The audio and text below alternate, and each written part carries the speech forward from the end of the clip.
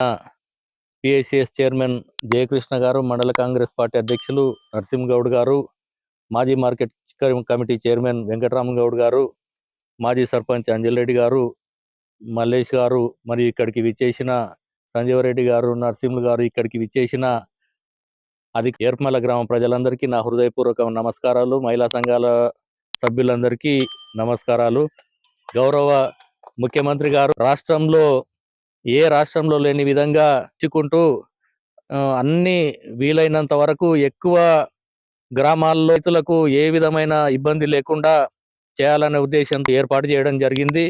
మరియు అదేవిధంగా రైతుల నుంచి ధాన్యం తీసుకున్న 8 రోజుల లోపలనే వాళ్లకు పేమెంట్ అందే విధంగా, ఎక్కడైనా సమస్యలు ఉంటే రైతులు మా నాయకుల దృష్టికి తీసుకొస్తే తొందర సమస్య సాల్వ్ చేసి అందరికీ ఎక్కడైనా సమస్యలు ఉంటే రైతులు మా నాయకుల దృష్టికి